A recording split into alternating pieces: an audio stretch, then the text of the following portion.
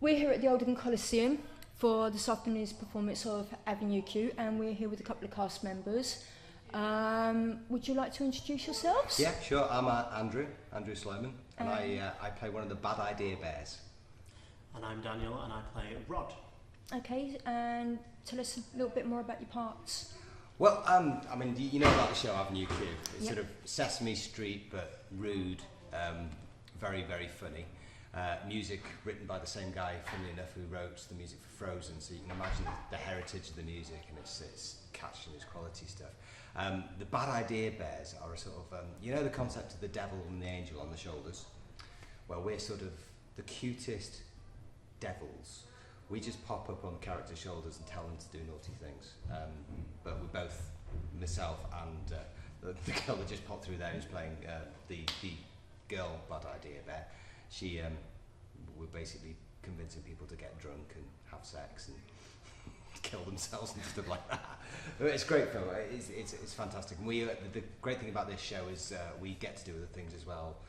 In the pro show, there are only, I think, 8 actors or so, and they all double up and do different parts. So we've got a slightly bigger cast because it's an amateur production. We've got the luxury of having more people, but we get to play several characters as well.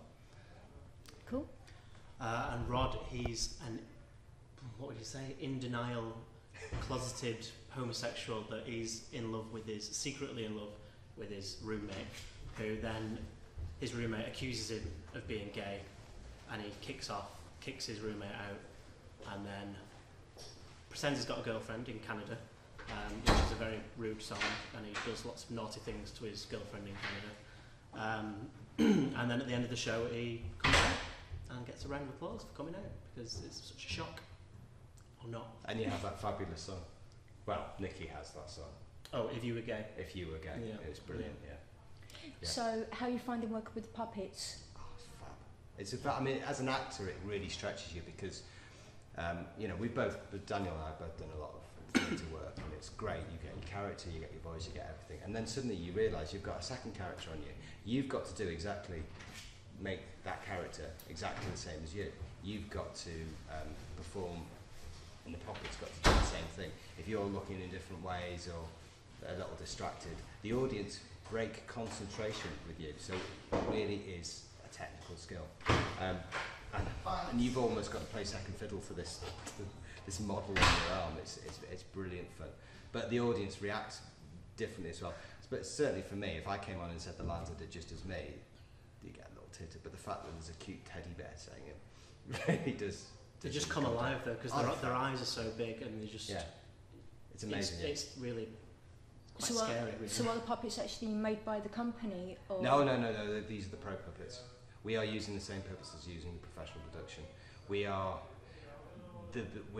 very privileged to work with a society like Congress, because Congress is actually one of the biggest and sort of most prestigious societies in the Northwest, and thankfully they have the ability to push the boat out a little bit on the set and the production values. So, you know, hopefully the show that you'll see today, we've been told, isn't far off what you'd see if you paid 50 quid and saw the professional version. It's actually coming to Manchester. It's just been last Oh, week. is it gone? Yeah. Already? It's in Leeds this I week. went to see it last week. Oh, right, okay, I didn't realise that. Yeah, and we've had lots of groupies at Avenue Q groupies, haven't we? That been I to was see the gonna show say. last week and come here and... And personally, after seeing it last week, the pro version, I prefer our version. I was actually going to say, Yes. you know, after, if people have actually seen the pro show and they've come back, what's the feedback been from them people? Brilliant.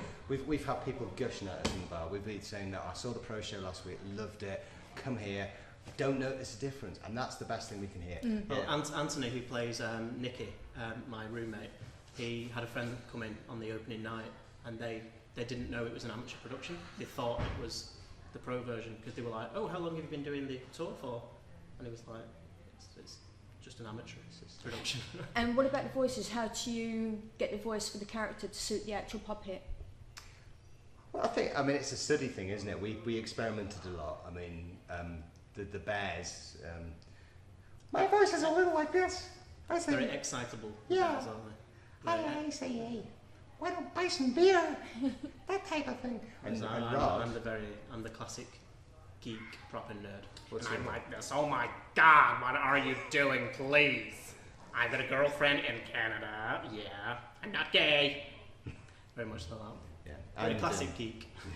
And my wife is in the show as well. She's playing Christmas Eve. And I like Christmas Eve. Yeah, It's a good character. and she's not. My wife isn't actually Japanese. She's from Royton, which is Oldham. But she's, and obviously it's a bit strange. But we've been practicing the accent for a lot, and I think she has quite an impact on the show, doesn't she? She steals that. Yeah. Every scene she's in, you can't take her eyes off. Yeah. It's so funny. It's good. But I mean, everybody. Gary Jones McCoy, who's playing Princeton, the lead, is Gary. He's a fantastic principal, and everything he's in. He's just brilliant. Sarah Thulis is playing Kate Monster. She's brilliant. John Crebin playing the Trekkie monster. Who's obsessed with porn. Yeah, we know that. No. John Crebin's obsessed with porn, but that's besides the point. So is his character. How's he coping? Because it's a very gruff voice now. How's his vocals holding out on this? John is he does opera singing for a laugh. John, he's got a very well developed singing voice, and he's in control of his voice. So. And I think that's the thing with this cast, that everybody's it's very well cast. Yeah, everyone's a proper. Everyone's really strong out their part. How long have you been rehearsing to do that? Only 3 months. Only 3 months. Not even that. Yeah. And tell us a little bit more of your company, because I'm new to your theatre company. I don't know much about it. Well, Oldham Congress. They've been going. I mean, I've been involved for 2 years only.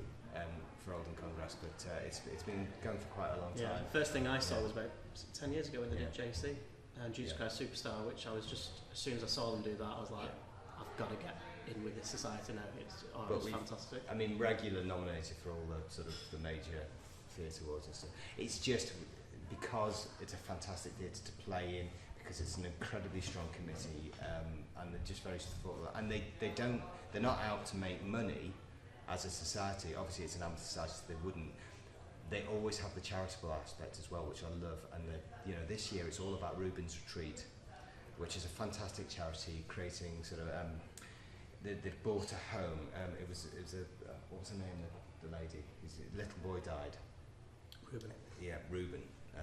He passed away, and they found that in the time that he was sick and after that, there wasn't a great deal of care and support for the family. There was a lot about the little boy and everything for the health, but they felt quite abandoned, and they felt quite sort of left to their own devices afterwards. So they set up this idea of a charity and getting an established plan for people who are going through the trauma of losing a little child, either pre or post that, and they've done massive work for it, and we're raising thousands of pounds to do this show for them. So it's a real pleasure to be working for them, and it's great.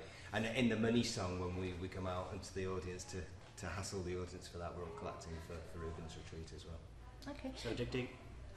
Do you have a website or anything where people can click on to find out more about what productions are coming up from your company? Is the Oldham Congress website? I don't know. I'm not sure what it is. I'm not sure what the website is. I know there's a Facebook page. Right, okay. Like the Facebook page. Yeah, like the Facebook page. It's just Oldham Congress Players. So people just put in Oldham Congress Players. And Oldham Congress Players, and it'll come up, Right, okay. There'll be details about auditions and upcoming events. Next year they're actually doing Les Mis, the youth production of Les Mis. Right, okay. Well, that's brilliant. Well, Les Mis, I'm definitely going to be coming to that, because it's one show that we haven't seen live, and we would love to cover that show. We're lucky enough to be at the Oldham Coliseum Theatre as well, which is gorgeous. There's so much young talent around here. It's scary, isn't it? We saw Mosley did Cats last year, didn't we? And we've seen a few. Covered it, saw it. Brilliant. Oh my god! I know loved it to pieces. Yeah, that sort of youth talent around it puts us to shame sometimes, but. Anyway. Well, thank you ever so much, and break a leg for the show, and thank you for the interview, and we will definitely be keeping tabs on your future, and we will be coming to more productions. We will. So thank you very much. Enjoy. Thank you very much. Bye bye. Thanks.